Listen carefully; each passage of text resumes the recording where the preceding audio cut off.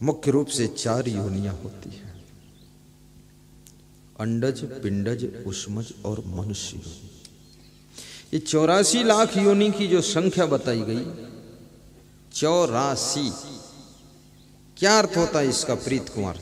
चौ माने दुर्गेश उपाध्याय, चौ माने 4 और राशि माने 4 राशि। कौन? यानी 4 ही खानियां हैं, 84 लाख नहीं है। 84 लाख काउंटिंग कैसे किया हमारे पूर्वजों ने? कौन सा उनके पास पैमाना था? अभी भी हमारे जीव विज्ञान के वैज्ञानिक भी काउंटिंग नहीं कर पाए हैं। नए नए मॉडल के कीड़े मकोड़े जब मिलते तो उनका नया नाम रखते। हर वर्ष जीव विज्ञान जो बायोलॉजी मैंने पढ़ा है उसमें हर वर्ष तत्व की खोज जो कर रहे हैं वैज्ञानिक, रसायन विज्ञान में, केमिस्ट्री में जब मैं पढ़ता था उस समय 111 तत्व खोजा थे इन्होंने। कैल्शियम, पोटेशियम, नाइट्रोजन, सोडियम, येडियम, बेडियम कर दिया। लेकिन अभी उन्होंने खोजते खोजते 120, 21, क्या था 30 तक पहुंचा दिया है और नया नया खोज हो रहा। ये 84 लाख योनियां, इसको कौन डिसाइड कर दिया? कैसे हो गई 84 लाख? कहां से काउंटिंग किया तुमने? सब पकड़ पकड़ के इनको क्या देखा है कौन कौन योनियां हैं? ये झूठी बात है। मेन रूप से कबीर साहब कहते हैं कि केवल 4 योनियां हैं मुख्य रूप से। एक तो अंडज, अंडज माने जो अंडे से पैदा होते हैं। अब अंडे से कौवा भी पैदा होता है। कौवा अंडे से होता ना, कौवा खुद अंडा, कौवा की पत्नी कौविन वो अंडा देती, मुर्गी भी अंडा और पंछी अंडा वाला, सांप भी अंडा वाला है। ये सब अंडे, जो अंडे से पैदा हो अंडज खाना। जा माने जन्म, अंड माने अंडा, अंडे से जिसका जन्म हो अंडज कहते हैं उसको। और पिंडज जो पिंड से पैदा हो, जैसे भैंस का बच्चा, गाय का बच्चा, घोड़ी का बच्चा, ये अंडे से थोड़े पैदा होता है, अंदर पिंड बनता है, पिंडज है। फिर एक खानी और है जिसको कहते हैं श्रम सीकर, शुद्ध हिंदी में श्रम सीकर कहते हैं और सामान्य भाषा में उष्मज कहते हैं और देहात में उसको कहते हैं मेल से पैदा हुए। जैसे जुआ, खोपड़ी में जुआ, यहाँ होते कि नहीं होते? हाँ, जिसके होते हैं, हो चुके हैं, वो ज्यादा जानता है।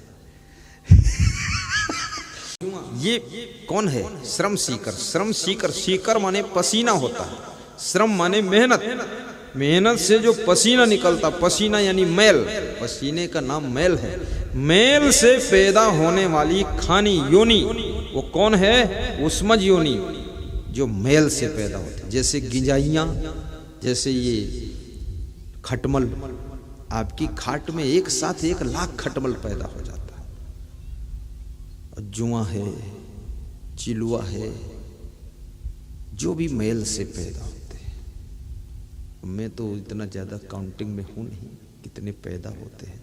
ये छोटे छोटे भुनगा, सरसों में जो कीड़े छोटे छोटे, वो सब उसी के मैल से पैदा हो जाते हैं, एक साथ पैदा होते हैं करोड़ों की संख्या में।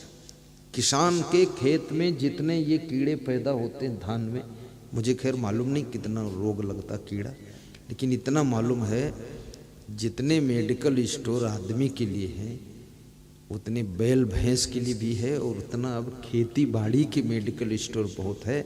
उसका नाम ही रखते हैं किसान सेवा केंद्र। इसमें किसान की क्या सेवा है? वो तो कीड़े लगे हैं, फसल खाए जा रहे हैं।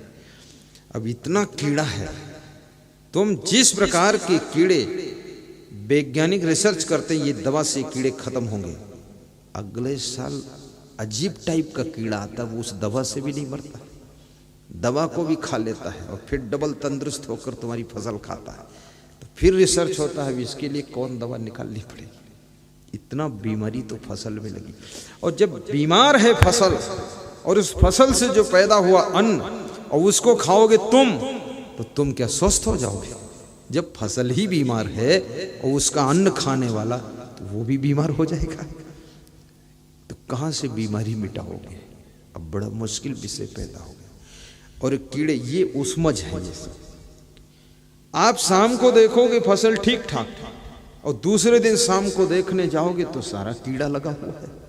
तुम आश्चर्य में डूब जाओगे, ये हुआ क्या मामला।